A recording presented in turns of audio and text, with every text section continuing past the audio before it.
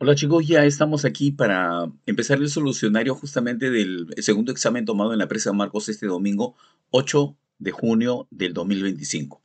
Espero que a todos ustedes les haya ido muy bien y si no, pues ya tienen la oportunidad todavía de agregarse al grupo de WhatsApp de ayuda que tenemos justamente y al que pueden acceder ustedes, ¿no? Haciéndole un clic justamente en el link que aparece en la parte de abajo de ese video, ¿no? Entonces, sin más preámbulos, empecemos de una vez. No vamos a calificar el examen o las preguntas como fácil o difícil porque en ningún examen de admisión, ni siquiera la uni, vienen preguntas difíciles. O sea, olvídense el grado de dificultad.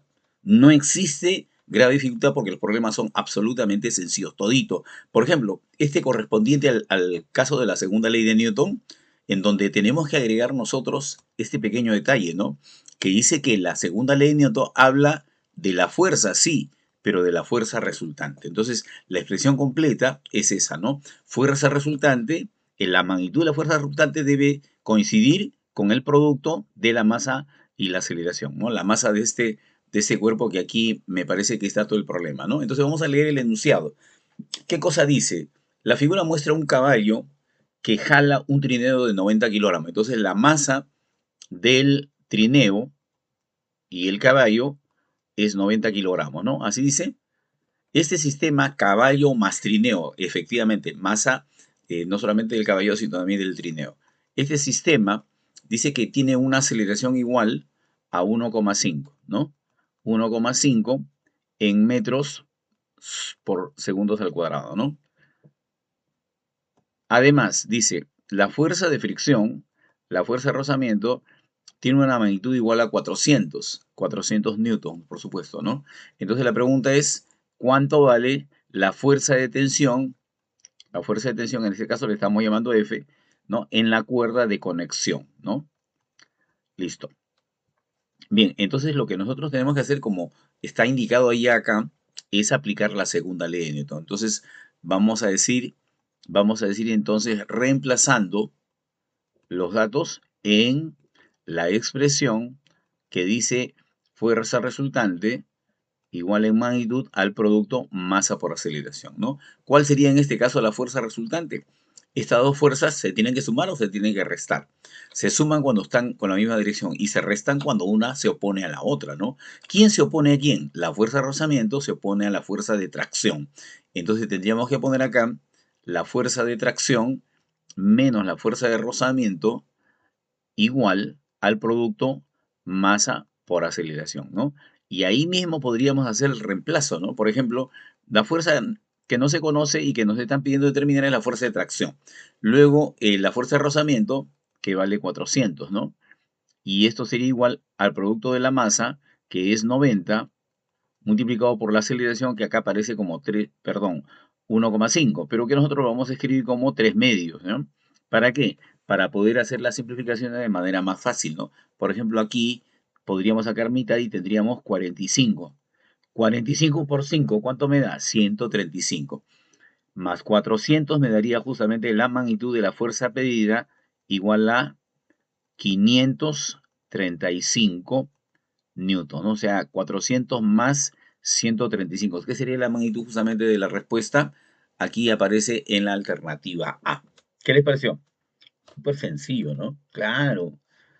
Todos los problemas que vienen en los exámenes de admisión son súper sencillos, ¿sí? A veces tienen la apariencia de ser algo complicados, ¿no? Ni en la única. Bien, pasamos al siguiente problema. Problema 83. Dice, una rueda se encuentra rotando con una frecuencia igual a 31 tercios revoluciones por segundo. Vamos a escribirlo, ¿ya?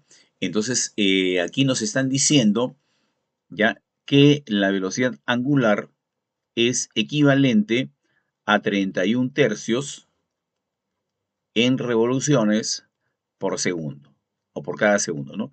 Alguien seguramente va a reclamar, a decir, profesor, pero las revoluciones por segundo son unidades de velocidad angular, sino de frecuencia. Sí, pero nosotros lo vamos a escribir en unidades de velocidad angular.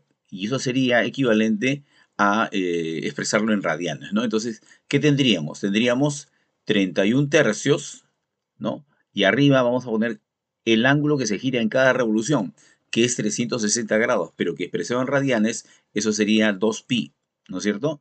2pi radianes. Entonces ahí tendríamos nosotros la expresión para la velocidad angular inicial. Pero ojo que podríamos acá hacer una simplificación. S3 con S3, porque me están diciendo que pi lo debo considerar igual a 3, ¿no? Entonces, ¿qué me estaría quedando? Me estaría quedando la velocidad angular inicial 31 por 2, que eso sería 62 en unidades de velocidad angular, que sería radianes por cada segundo, ¿no es cierto? Esa vendría a ser la velocidad inicial, ¿no? A propósito de este gráfico que hemos anotado acá, ¿por qué lo hemos anotado? Porque tenemos que indicar que cuando el móvil hace su desplazamiento, lo hace así de esta manera, en una situación muy parecida a la que vimos en el caso del movimiento rectilíneo uniformemente variado, ¿no? Entonces, esa es la condición. Entonces, si a mí me están pidiendo, por ejemplo, la velocidad angular final, ¿no? O la aceleración, nosotros podríamos decir que la velocidad angular final es igual a la velocidad angular inicial más el producto aceleración por tiempo. ¿De dónde hemos sacado eso? Bueno, esa es una de las leyes del movimiento justamente con aceleración constante. Aquí la aceleración, estamos viendo, está en la dirección del vector velocidad angular, por lo tanto, entonces esa velocidad está aumentando a medida que transcurre el tiempo, ¿no? Entonces ya tenemos la velocidad angular inicial, ¿no? ¿Cuál sería la velocidad angular final? Dice su velocidad después de un tiempo de 3 segundos, entonces vamos a anotar acá, luego de un tiempo de 3 segundos, ahora la velocidad ya no va a tener el mismo valor, ¿no? ¿Qué valor va a tener? Dice 89 radianes por cada segundo, ¿no? Tal como nosotros habíamos hecho también en el primer caso, expresado la frecuencia, ¿no? En términos de velocidad angular, vale decir, como radianes por cada segundo, ¿no? Ya, ¿qué nos están pidiendo? ¿Cuál es la magnitud de la aceleración, ¿no? Entonces, aquí, igual que en el caso del movimiento rectilíneo uniformemente variado, nosotros tenemos que entender que la aceleración no es otra cosa que la rapidez con la que se ejecuta el cambio de la velocidad, ¿no? Vale decir, tendríamos que dividir el cambio de la velocidad entre el tiempo, ¿no? Y la pregunta es, ¿cuánto vale el cambio de velocidad? Bueno, tendríamos que restar la final menos la inicial y eso dividirlo entre el tiempo, ¿no? Vale decir, ¿cuánto sería en este caso? A ver, vamos a ponerlo por acá.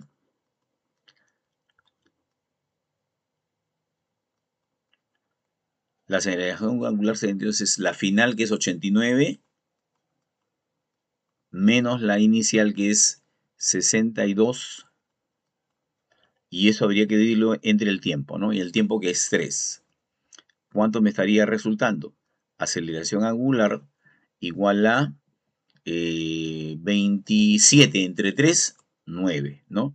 ¿Con qué unidades? Radianes sobre segundos al cuadrado. ¿Qué sería la respuesta en este caso aquí? 9, alternativa B. Esa sería la solución de este problema. ¿Qué les pareció? Sencillo, ¿no? Sencillo, claro. No se pueden poner problemas difíciles en ningún examen de admisión, ni siquiera la uni. Bien, a continuación el problema 84.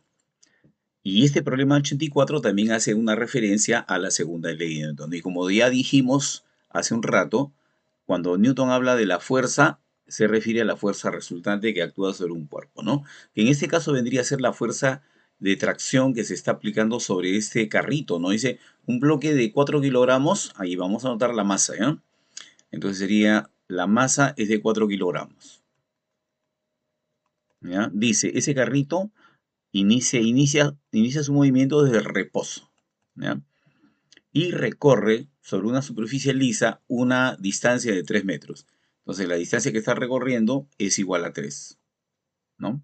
Y esto lo está haciendo en un tiempo de 2 segundos, ¿no? Bajo la acción de una fuerza constante. Pregunta, ¿cuánto vale la fuerza? Bueno, entonces otra vez tendríamos que decir que nos están pidiendo aplicar la segunda ley de Newton, ¿no? Entonces, pero para aplicar con éxito la segunda ley de Newton, lo primero que necesitaríamos sería determinar el valor de la aceleración. Tenemos la masa, que es 4, pero no tenemos la aceleración. Entonces, lo que vamos a hacer entonces a continuación es, previamente, vamos a hacer el cálculo de la aceleración. Ya. ¿Y qué necesitamos hacer para poder calcular la aceleración? usar la ley del movimiento, ¿no? ¿Qué cosa dice la ley del movimiento? La ley del movimiento con aceleración constante dice que la distancia recorrida es proporcional al cuadrado del tiempo, ¿no? Y en este caso, como tenemos la distancia, que es igual a 3, sería igual a la mitad de la aceleración, que no sabemos, ¿no es cierto?, multiplicada por el tiempo. ¿Cuánto vale el tiempo? 2, ¿no? Ya, pero ese tiempo hay que elevarlo al cuadrado, ¿no es cierto? Y entonces es así como podríamos despejar. Sería 2 por 3, 6, 6 entre 4, ¿no? 6 entre 4 sería el valor de la aceleración. Claro que podríamos simplificarlo y decir la aceleración, entonces se puede escribir como 3 medios, ¿no? Expresado, por supuesto, en metros sobre segundos al cuadrado, ¿no? Entonces luego ya podríamos entonces determinar la magnitud de la fuerza que ha originado dicha aceleración. Para eso vamos a utilizar la segunda ley de Newton, ¿no? Y multiplicar el valor de la masa, que es 4, por el valor de la aceleración que hemos hallado, que es 3 medios, ¿no? Y entonces sería 4 por 3, 12, entre 2, 6 newtons, ¿no? Que sería justamente la respuesta a este problema alternativa P, ¿no? ¿Qué les pareció? Súper sencillo, ¿no? Claro, súper sencillo. Hay algunos profesores que he visto que sienten un cierto complejo al ver que la pregunta que tienen que resolver del examen de admisión es sencilla, ¿no? Y dice, wow, está bajando el nivel. Este problema, referido al caudal, me imagino que a más de uno le habrá causado una cierta dificultad, ¿no? Acá está. Justamente en esta figura estamos viendo que cuando sale el líquido, cuando el líquido se mueve, por eso el tema es hidrodinámico, cuando el líquido se mueve, ¿no? Lo hace con un determinado caudal, ¿no? Entonces, en este caso, por ejemplo, me dicen el caudal del flujo de agua que pasa a través de un tubo horizontal es 0,3 metros cúbicos por cada segundo, ¿no? Entonces vamos a anotar eso. Me están diciendo que el caudal es 0,03 metros cúbicos por cada segundo. O sea, ¿de qué me está hablando a mí el caudal? Me está hablando del volumen del líquido, todo esto que está acá es volumen, que circula en la unidad de tiempo. Volumen del líquido que circula en la unidad de tiempo. ¿Ya? ¿Qué más dice? Dice, determine la rapidez del flujo, o sea, nos están pidiendo determinar la velocidad con la que se mueve ese fluido, ¿ya? Obviamente expresada en metros por cada segundo, porque son unidades del sistema internacional. Sí se sabe que el diámetro del tubo es 0,10, ¿ya? El diámetro, 0,10, ¿no? Y ese 0,10 lo podríamos escribir, vamos a escribirlo así nada más, ¿ya? En metros, ¿no? Listo. Y entonces vamos a preguntarnos, qué tiene que ver la velocidad con el caudal y con el diámetro? Ya, para eso justamente tenemos esta figurita. Aquí nosotros tenemos un volumen de líquido que está desplazándose a lo largo del tiempo, ¿no? Vale decir, cuando pasa de esta posición, vamos a señalarla así, ¿no? Aunque podríamos ponerla con otro color para que se vea. Acá tendríamos, perdón, acá tendríamos la posición inicial, ¿no? Y luego tenemos la posición final, ¿no es cierto? Y eso, para pasar de una posición a la otra, ¿qué cosa ha transcurrido? Un cierto tiempo, ¿no? Entonces, ese volumen nosotros lo podríamos expresar en el producto del área de la base, ¿no? Porque es un cilindro, por la altura del cilindro, ¿no? Que en este caso vendría a representar el delta X, ¿no? Y entonces podríamos nosotros expresar, podríamos decir que el caudal definido volumen entre tiempo, se podría expresar el volumen en el producto del área de la base multiplicado por la altura, ¿no? Pero esa altura aquí en la figurita está, o en la distancia, se está representado así, ¿no? Ya. Y abajo el tiempo lo podríamos expresar de esta manera, ¿no? ¿Ya? Y entonces, ¿qué tendríamos? Tendríamos que reconocer que este cociente no es otra cosa que una velocidad. Conclusión, el caudal se puede expresar en el producto del área del tubo, el área de la sección transversal del tubo, multiplicada por la velocidad. Entonces, ¿me dan el caudal? Sí. Me dan el diámetro para calcular el área, entonces ya podemos despejar la velocidad, ¿no? Entonces, ¿cómo tendríamos que hacer? Tendríamos que decir así. El área, todos sabemos que el área de este circulito se calcula multiplicando pi por el radio al cuadrado, ¿no? Pero en este caso no tenemos el radio. ¿Qué cosa tenemos? Tenemos el diámetro, entonces tendríamos que ponerlo así,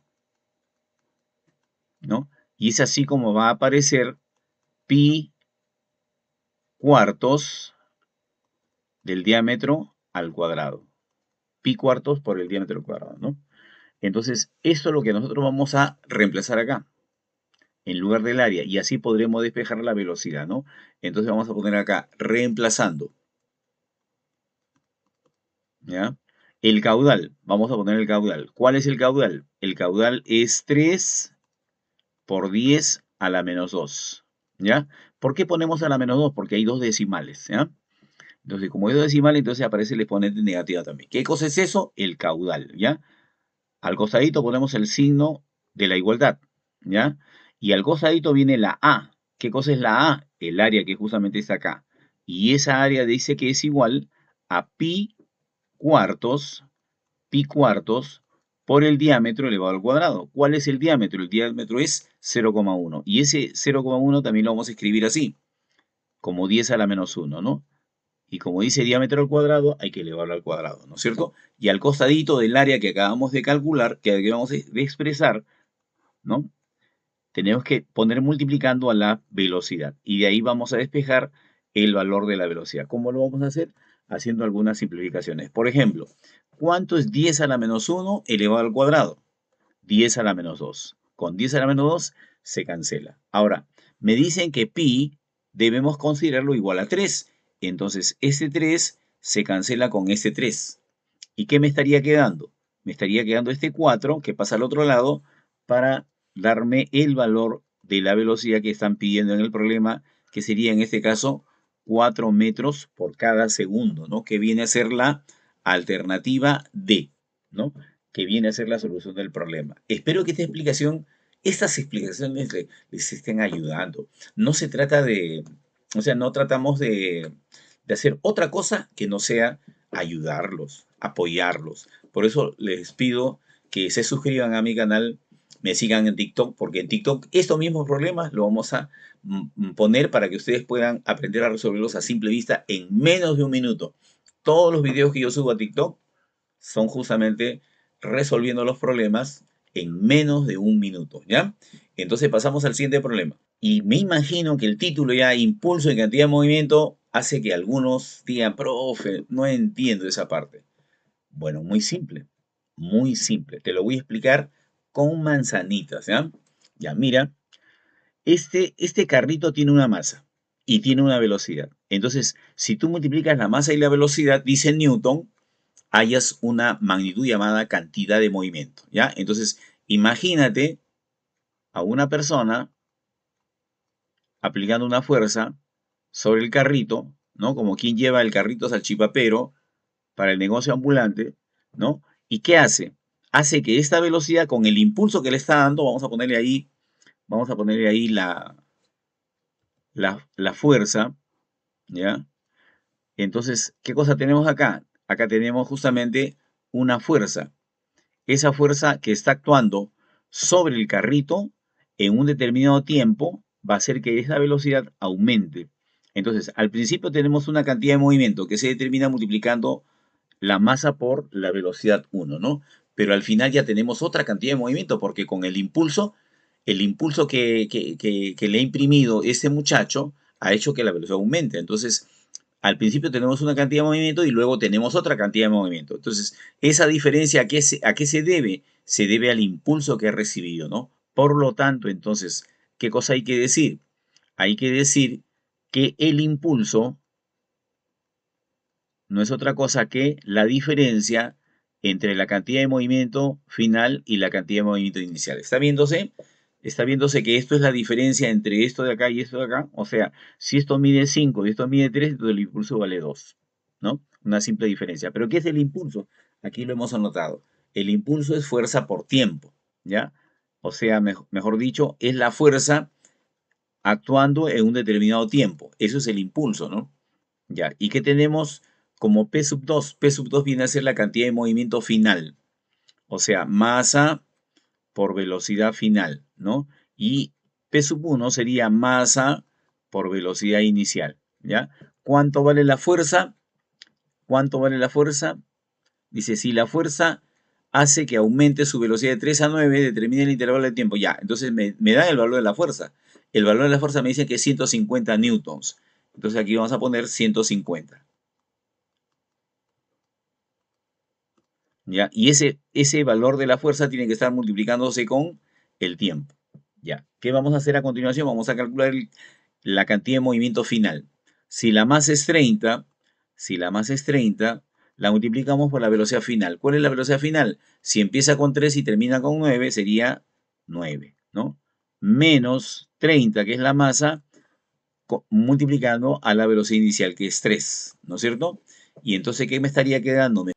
Le sacamos treintava, me queda 1. Le sacamos treintava, me queda 1. Le sacamos treintava, me queda 5. ¿No? Entonces así más fácil. Entonces sería, ¿qué cosa? 9 menos 3. ¿Cuánto es 9 menos 3? 9 menos 3 es 6. ¿Ya? Y este 5 que está multiplicando el tiempo pasaría al otro lado a dividir. Y esa sería la respuesta del problema expresado en segundos. 6 dividido entre 5, ¿cuánto me da? 1,2 segundos, que vendría a ser justamente lo que en este caso en el problema se estaba pidiendo, ¿no? La alternativa A, ¿no es cierto? Respuesta del problema. Entonces, a esto se le llama el teorema del impulso y cantidad de movimiento. ¿Qué dice?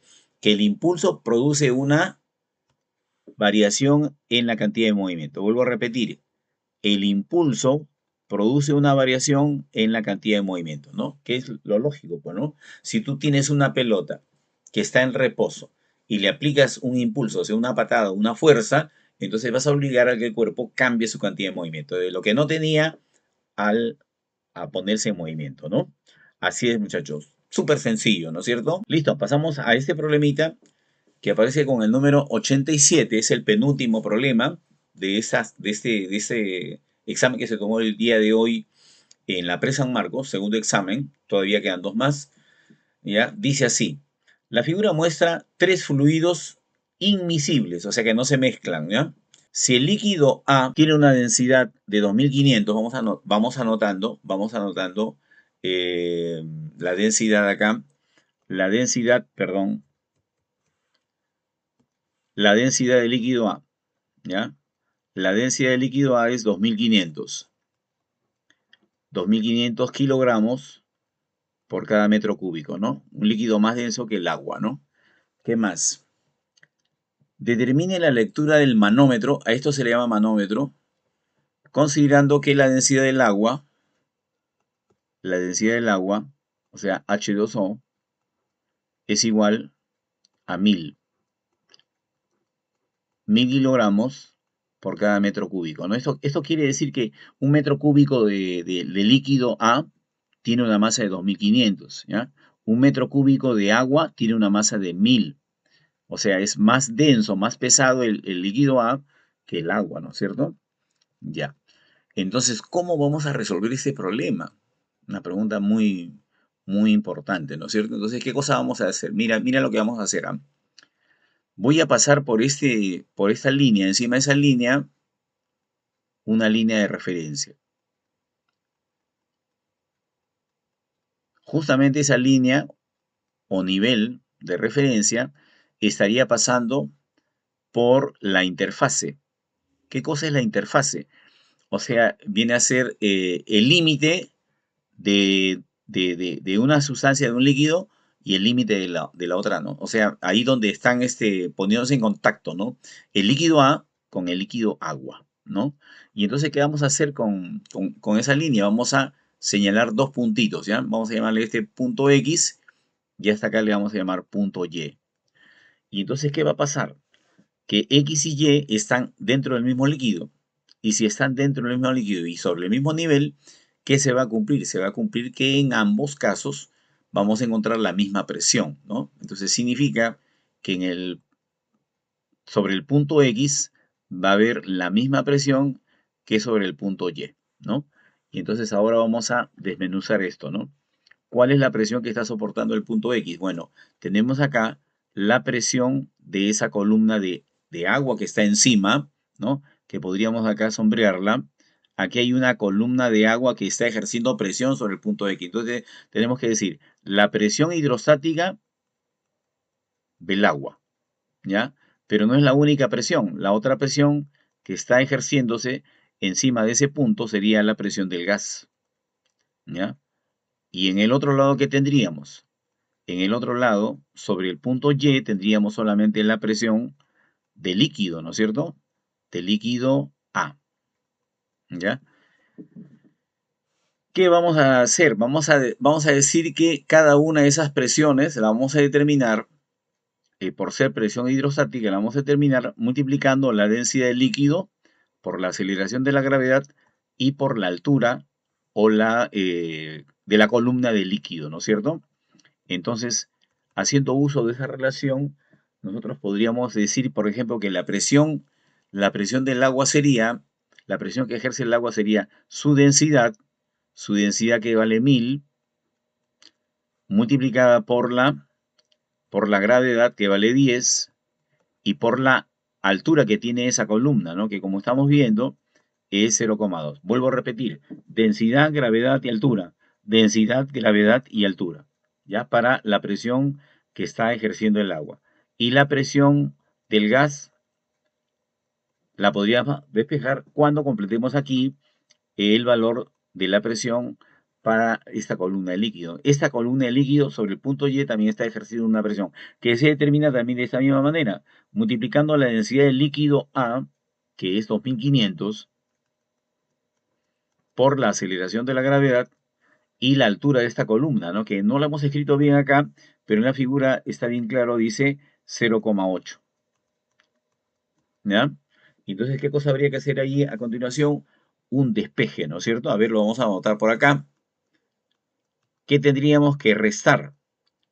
Tendríamos que restar esta cantidad menos esta otra, ¿no? A ver, me parece que esta cantidad, a ver, se podría, eh, se podría determinar a partir de algunas simplificaciones. Por ejemplo, este 10 va a cancelar la parte decimal. Entonces, ¿qué me quedaría? 8 por 25.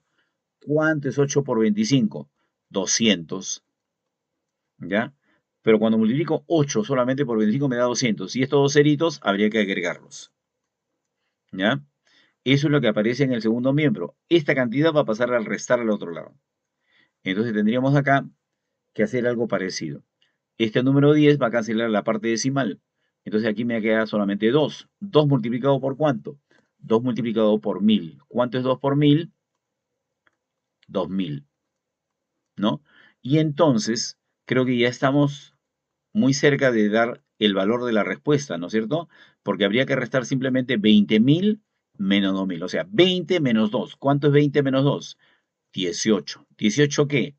18.000 unidades de presión, que en este caso viene a ser el pascal. Por lo tanto, entonces creo que ya podemos dar la respuesta, ¿no? Para ubicarla dentro de las alternativas. La presión del gas se puede decir o se puede expresar como 18 kilopascales, ¿no?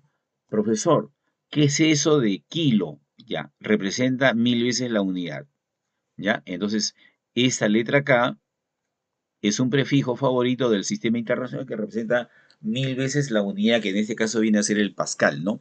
Y esa expresión 18 kilopascales la encontramos justamente en la alternativa E. ¿Qué les pareció? Un problema bastante bonito que lo hemos resuelto de manera simple, ¿no? Así es.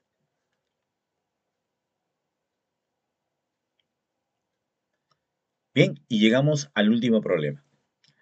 Este problema nos está diciendo que hay una pistola de juguete que usa un resorte de constante elástica 8 newtons por cada metro. Vamos a apuntarlo por acá. La constante elástica del resorte es igual a 8 newtons por cada metro, ¿ya? Dice, este resorte se utiliza para disparar esferas de hule blanco, ¿no? De tanto de masa. O sea, nos están dando ahí la masa de las bolitas que va a disparar. La masa es 4,2 multiplicado por una potencia de 10 a la menos 3, ¿no? Kilogramos. ¿Qué cosa es 10 a la menos 3 kilogramos? Por si acaso, para que se vayan ubicando, 10 a la menos 3 kilogramos no es otra cosa que un gramo, ¿no es cierto? Entonces, esa es la masa de cada bolita, ¿no? Ya. Dice, para realizar el disparo primero se comprime el resorte desde una posición más estable a una distancia de 0,05 metros, ¿no? Aquí nos están hablando de 5 centímetros. Ya, entonces aquí le ponemos que la deformación que va a experimentar el resorte antes de disparar el proyectil va a ser de 0,05 metros, ¿no? Ya. ¿Cómo se muestra en la figura? Dice, luego se libera, o sea, se suelta, ¿no? Y debido a la existencia de una fuerza de fricción constante, aquí hay que anotar la fuerza de fricción que está actuando dice que vale 0,032 newtons, ¿ya? Eso también lo podemos expresar como potencia de 10, así como está acá, ¿ya? Si existe una fuerza de fricción constante de 0,032 newtons entre el cañón y el proyectil, ¿con qué rapidez sale finalmente disparado el proyectil? Ya. ¿Por qué decimos finalmente? Porque el proceso es el siguiente. Miren, aquí el resorte está comprimido, ¿ya? Se le ha comprimido el resorte, ¿ya? Suponemos que aquí hay una manito. A ver, aquí hay una manito, algo así. El pulgar por acá, ¿ya? ¿Qué está haciendo esa manito? Esa manito está sosteniendo, o sea, ha comprimido al bloque. O sea, lo ha obligado a hacer que el resorte adquiera una menor longitud, ¿no? O sea, que se contraiga el resorte, ¿no? Ya. Y a la hora que el resorte se ha contraído, ¿qué cosa ha ocurrido? Ha adquirido energía potencial elástica. Entonces, aquí hay que anotar eso de la energía potencial elástica. ¿Cómo se determina la energía potencial elástica? Se determina sacándole la mitad a la constante de elasticidad o de rigidez que tiene el resorte, que es dato del problema, aquí nos están dando que es 8, y hay que multiplicarlo por el cuadrado de la deformación, por la elongación. Aquí es dato del problema.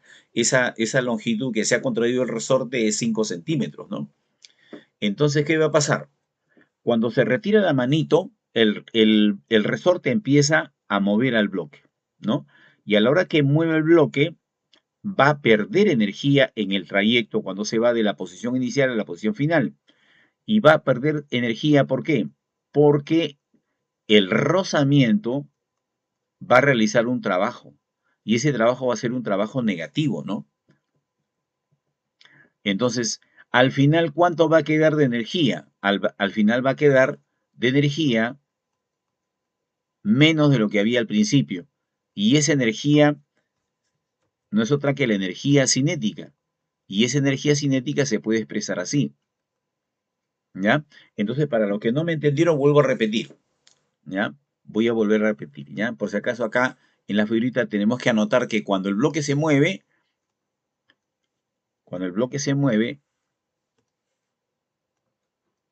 el rozamiento le va a mermar la energía que tenía al principio. Cuando el resorte se ha comprimido, ha adquirido una energía que se llama potencial elástica.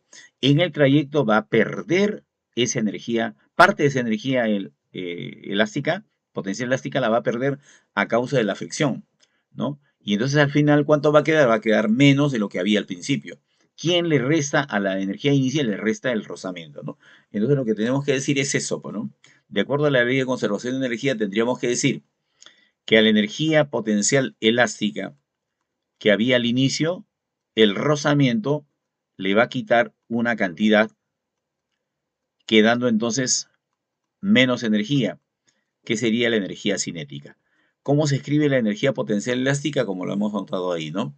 Un medio de la constante de elasticidad por la deformación al cuadrado, ¿no? Y el trabajo de la fuerza de rozamiento, creo que aquí en este caso lo podríamos expresar, a ver, me están diciendo, acá está la fuerza de rozamiento, lo podríamos expresar en el producto de la fuerza de rozamiento por el desplazamiento, ¿no? ¿Qué desplazamiento es ese? Ese desplazamiento es X, ¿no? Justamente lo que aparece acá, ¿ya? Y así me va a quedar la energía cinética final, ¿no?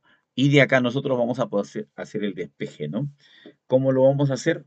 Lo vamos a hacer haciendo simplemente un reemplazo de las unidades, ¿no? No sé si esto lo podemos mover para acá. Ajá, ya. Con una flechita aquí, ya. Y bien, entonces reemplazando datos tendríamos que poner entonces la mitad de la constante, que es 8, por la deformación X, que es 0,05. Eso lo vamos a escribir como 5 por 10 a la menos 2, ¿ya? Pero tiene que estar elevado al cuadrado, dice la expresión matemática. La fuerza de rozamiento, que es 32 por 10 a la menos 3.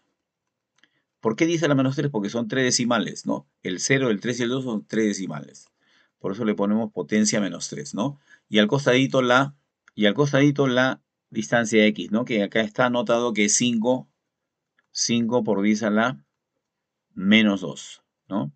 Ya, y al otro lado nos quedaría un medio de la masa. La masa en la bolita también tiene una expresión que es 4,2 por 10 a la menos 3. Eso lo podríamos expresar como 42 por 10 a la menos 4, ¿ya? Porque el 4,2 es 42 por 10 a la menos 1. 10 a la menos 1 por 10 a la menos 3 me da 10 a la menos 4, ¿no? Y al costadito ponemos la velocidad, que es incógnita el problema, ¿no? Y el resto sería hacer simplificaciones, ¿no? A ver cómo hacemos estas simplificaciones. A ver, ya, mitad de 8, 4. Ya, acá, 5 al cuadrado, 25. Ya, 10 a la menos 2 elevado al cuadrado, 10 a la menos 4. Menos 5 por 32, 160. Ya, 10 a la menos 3 por 10 a la menos 2, 10 a la menos 5. Igual, mitad de 42, 21. ¿Por cuánto? Por 10 a la menos 4. Y esto por la velocidad al cuadrado, ¿no es cierto? Y acá hacemos simplificaciones. Toda la expresión, toda la expresión se puede simplificar el 10 a la menos 4 en toda la ecuación, ¿no? ¿Qué me estaría quedando? Me estaría quedando por acá 100 menos 16 igual a 21, que multiplica a v cuadrado. ¿Cuánto es 100 menos 16? 84, ¿no? Sí, 84. Igual a 21 por v cuadrado. ¿Cuánto me está quedando v cuadrado? 4, que es 84 entre 21. Y si v cuadrado es 24, perdón, si v cuadrado es 4, entonces v sería simplemente 2. 2 metros por cada segundo vendría a ser justamente la respuesta del problema y alternativa D, ¿no es cierto? Esa fue la solución del problema 88, que creo que es el último problema de este examen, ¿no? Espero que les haya servido de gran ayuda. Yo siempre trato de hacer énfasis en la claridad de nuestras exposiciones para que sea entendible todo y razonable también, o sea, que lo puedan agregar a su lógica, ¿no? Entonces, chicos, no se olviden de darle like a ese video, de suscribirse a mi canal. Todas las semanas vamos a subir videos haciendo este tipo de exposiciones con la claridad que corresponde, necesaria para nuestros alumnos, ¿no? Y así puedan alcanzar el éxito. No se olviden de suscribirse a mi canal y de agregarse al grupo de WhatsApp. En el pie de este video estamos dejando el link para que se puedan agregar justamente al grupo, ¿no? Entonces, nos vemos.